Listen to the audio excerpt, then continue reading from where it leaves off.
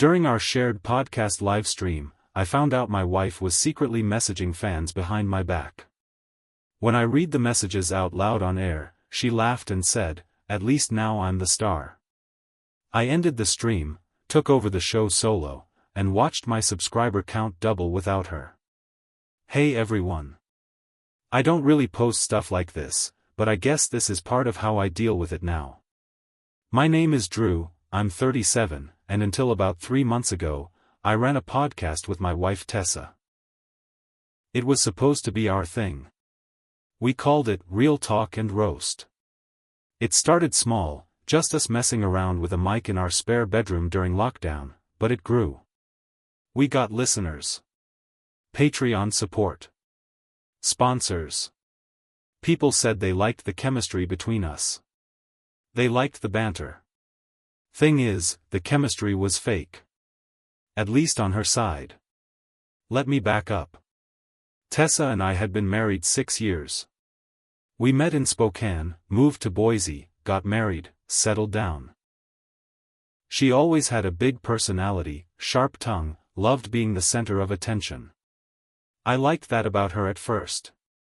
She made people laugh, kept things interesting. When we started the podcast, she naturally took over the funnier parts, and I leaned more into the listener stories and serious stuff.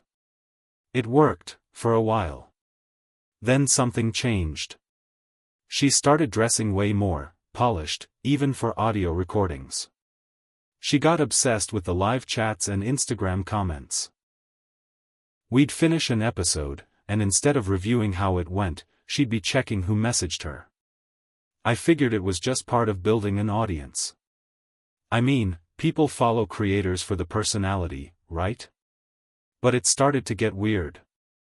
I'd see names pop up over and over on her screen, mostly guys, and the stuff they wrote wasn't normal fan interaction. It was thirsty. Flirty. Straight up inappropriate. She brushed it off. They're just fans, Drew. Let them have their little crushes. I'm not doing anything back. I wanted to believe her. Then came the live stream. We were doing a monthly Q&A, streaming to our Patreon subscribers. These were usually chill. People sent in live questions, and we'd go back and forth. Around 40 minutes in, I saw her phone light up. She left it face up on the desk, and I happened to glance over. The message preview said, "I'd pay anything for just one night with you." From someone called JakeFits86. I froze. We were live, on camera, and my face must have changed because people in the chat started asking what was wrong. Tessa gave me this look like I was overreacting, then smirked. "Ignore it," she muttered. But I couldn't. I picked up her phone and opened the thread. There were months of messages. Not just from that guy. 3 or 4 others too. All of them clearly flirting. Some graphic. And she'd responded to all of them. Laughing, teasing, sometimes late at night. She'd even sent them private selfies, nothing nude, but suggestive enough that it was obvious what was going on. So I did the only thing that felt right in that moment. I read one of the messages out loud on the stream. Dead silence. Then she leaned back in her chair and laughed. Not nervously. Not awkwardly. She laughed like she was proud of it. And then she said the words that still replay in my head sometimes, "At least now I'm the star." That's when I ended the stream. No goodbye. No explanation. Just killed the feed. I didn't say a word to her. I got up, walked into the other room, and started locking down every account we shared. The podcast hosting, the Patreon login, the Gmail, the social pages, everything had been set up under my name. I changed every password that night. She didn't realize it until the next morning. She called me, demanding to know why she couldn't get into the accounts. I told her it was over. The show. The marriage. Everything. She said I was overreacting, that it was just attention, and that I was jealous people liked her more. She said the show would die without her. That she was the brand. So I set out to prove her wrong. The first thing I did was record a solo episode. I called it, The Truth About What Happened Live on Air. No jokes. No edits. Just me talking straight for an hour. I explained everything. What happened that night. What I saw on her phone. How she reacted. I didn't hold back. I didn't try to protect her reputation. I just told the truth. It blew up.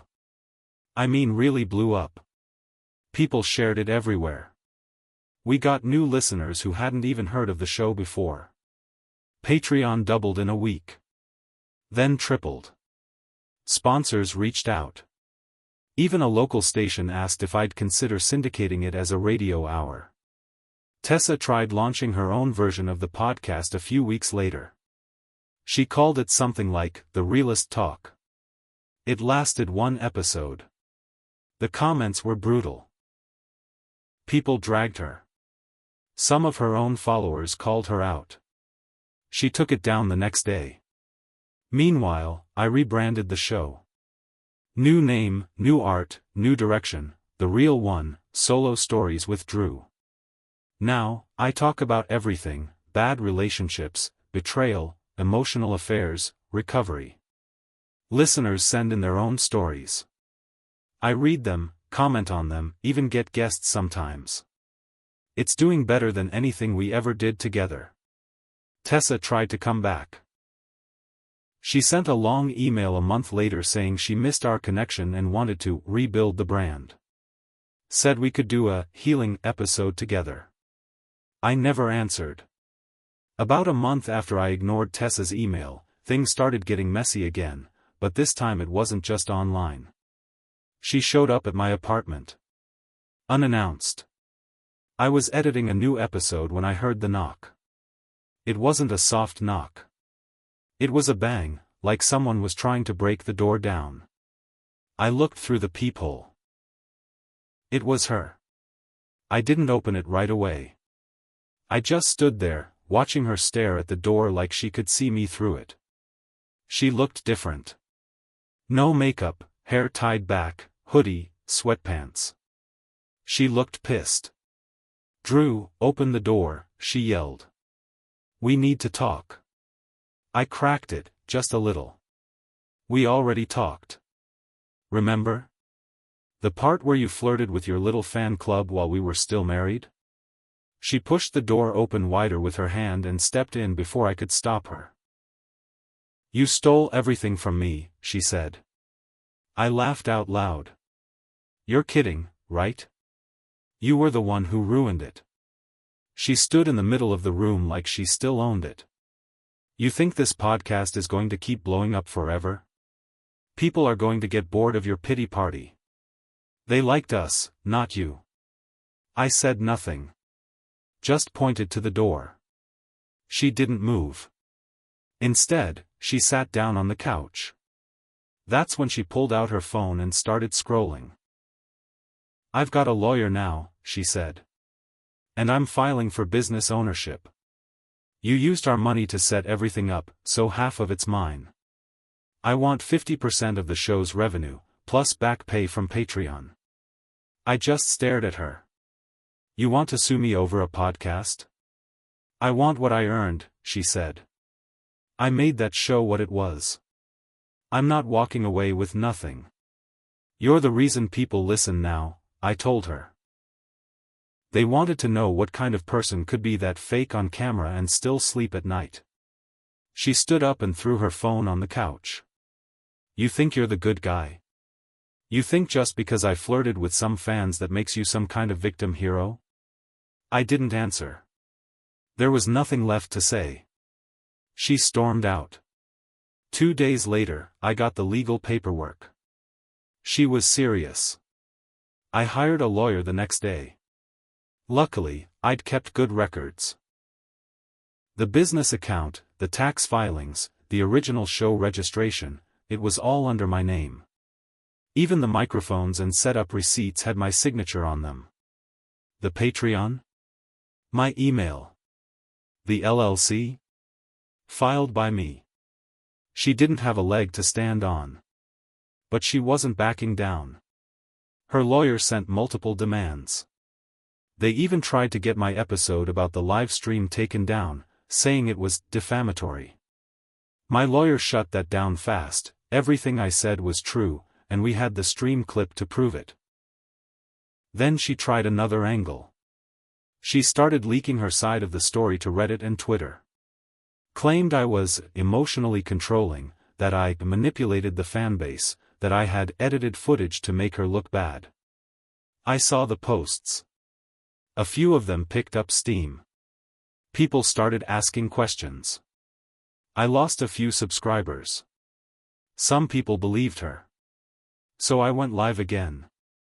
I played the original live stream clip, unedited. I read the messages she got on her phone. I showed timestamps. I laid out a timeline of everything, when I found out, when I locked her out, the threats she made, the visit to my apartment, the legal claims. I didn't ask people to pick sides. I just showed the facts. That episode went nuclear. The comments turned on her fast. Even people who had believed her came back saying, "Yeah, we were wrong." A few of the guys who had messaged her even came forward with screenshots and receipts. One guy admitted she'd sent him a picture from our bedroom while I was in the other room. That one hit hard. But it also sealed the case. Her lawyer dropped the suit a week later. She hasn't contacted me since. But here's the thing, I'm still not over it. Not because I miss her. Not because I want her back. But because I can't stop thinking about how blind I was. How easy it was for someone to sit next to me for years, pretend to be on my side, and still lie straight to my face while smiling at the camera. That's the part that still stings. A month after her lawsuit got shut down, things finally started to settle, for about 2 weeks. That's when the next twist hit. I got a message from someone named Olivia on Instagram. She wrote, "Hey Drew, I've been listening to your show for a while. I used to be a fan of Tessa's too. I think you should see this. I don't know if it's real, but it might be." Attached was a screenshot from a private Discord server. It was a thread titled, "Podcast People, The Real Truth," and inside it, someone using the name Tess Unfiltered was posting under an alt account. The messages were recent, like, within the last 48 hours. I read the thread. And what I saw made me feel that same drop in my gut I felt the night I opened her DMs during the stream. She was planning to ruin me. She was working with 2 other creators. One a bitter ex-fan turned wannabe influencer, and the other a guy she'd been messaging for months. Not romantically this time, but someone who had a grudge against me for calling out his dating advice podcast as toxic back when Tessa and I were still together. The 3 of them had come up with a plan. They were going to launch a new podcast, same niche, similar branding. They were calling it Raw Talk Radio. They were going to plant fake stories. Stage listener messages with subtle digs at me. Try to paint me as someone who exploits real people's pain for profit. They even joked about getting someone to fake a DM from me and leak it. It was a straight-up smear campaign. I sat there, reading those messages over and over again. I wanted to throw something. I wanted to scream. Instead, I called my producer, Nick, who helps edit my solo episodes now. I told him everything. He got quiet and then said, "Let's burn this whole plan to the ground." So we did. I made another episode. This one wasn't calm. It was raw. I named names. I read the Discord posts. I shared the screenshots, with the usernames. I showed how Olivia had found it. I played clips from the other guy's podcast showing his sketchy history. I even included a part where I said, "If this is what you've got to do to compete with me, lie, plot, and fake evidence, then I'm not worried. You're already losing. It was my most listened to episode ever. But that wasn't the only twist. The same day the episode dropped, Tessa's new show actually went live. And in the first 5 minutes of Raw Talk Radio, she said she was done hiding the truth. She claimed I used to pressure her into recording when she wasn't feeling well, and that I micromanaged everything behind the scenes. But then she made a huge mistake. She said, and I quote, "And that night during the live stream, I knew he'd seen the messages. I left my phone open on purpose. I clipped that part. Played it back on my next episode. She admitted it," I said. "She baited me. She wanted me to see those messages live. That wasn't just betrayal, it was sabotage. And the audience lost it. People were done giving her the benefit of the doubt.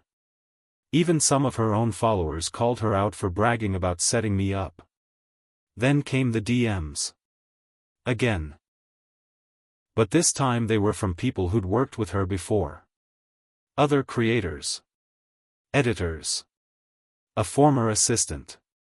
They started telling me about shady stuff, how she'd promised to split ad revenue and never paid, how she'd used burner accounts to boost her stats and tear down mine in comment sections.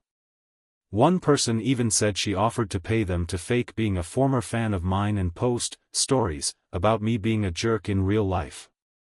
I was watching her destroy herself, piece by piece. I started compiling everything. Every receipt. Every message. Every person she tried to drag into her schemes. I didn't want revenge that looked petty. I wanted proof. And I was going to deliver it. 3 weeks after I started collecting everything, I dropped the final episode in the arc. I called it, The Setup, How My Ex-Wife Tried to Ruin Me, and Ruined Herself Instead. It was 90 minutes long. I recorded it all in one take. No edits. Just truth. I started by laying out the full timeline. How the original show began, what went wrong, the live stream, the betrayal. Then I moved into the Discord leak, the smear campaign, the new podcast she launched to attack me, and how it all tied together. But the part that hit hardest came near the end. I played the audio clip from Raw Talk Radio, where Tessa admitted to leaving her phone unlocked on purpose. Then I read the DMs from people who'd worked with her. Proof that she offered money to fake stories about me, tried to sabotage my brand, and stole content ideas from fans without crediting them. Then came the final blow. One of her co-hosts from her new show, Jake Fitz 86 himself, messaged me a few days before. The same guy she was flirting with behind my back. Turns out he got tired of the drama. He told me she had promised him partnership rights in her new podcast. She told him they'd make money together, that she'd take down Drew and they'd be famous. When she launched the show and things went south, she ghosted him. So he sent me everything. Every message. Screenshots of her talking about faking fan stories. Recordings of Zoom calls where she bragged about manipulating her followers. Even a full spreadsheet of the burner accounts she used to post about me on Reddit and Twitter. I included all of it in a downloadable doc linked in the episode description. I told my listeners, this isn't just revenge. This is the truth. You decide what to believe. But remember, she chose to lie. I chose to show receipts. The response was insane. Within a day, Raw Talk Radio got pulled from Spotify and Apple Podcasts. Enough users flagged it for harassment and misinformation. Her co-hosts dropped out. One of them publicly apologized and said he had no idea how deep her lies went. Her Instagram and TikTok comment sections turned against her. People were reposting the audio clips everywhere. The Discord thread got flooded with people calling her out. She shut it down. Sponsors she had lined up for her new show backed out. I heard through a mutual friend that she tried reaching out to the same companies we used to work with together, none of them would return her emails. She posted a final Instagram story before going silent. Just a black screen with text. Everyone got what they wanted. I'm done. That was 3 months ago. She hasn't posted since. Her socials are locked. The podcast is gone. No updates. It's like she vanished. As for me, the show's never been bigger. The Real One broke 100,000 subscribers last month. I hired a second editor, added a video component, and started doing live events. Real people show up. They share real stories. Some are brutal. Some are healing. All of them are honest. But I'll be real with you. It took me a long time to stop feeling stupid. I ignored red flags because I wanted to believe the best in someone I loved. I gave her half of everything, my time, my energy, my heart, and she used it as a launch pad to cheat emotionally, to boost her ego, and to burn it all down when it wasn't about her anymore. In the end, her biggest mistake wasn't cheating or lying or even trying to ruin me. It was thinking she was smarter than everyone else. It was thinking no one would ever catch on. But she forgot something. People can smell fake. And when you finally put the truth on tape, you don't need to scream it. You just need to play it. That's what I did. And that's how I got everything back. Twice as strong. Twice as loud. Without her.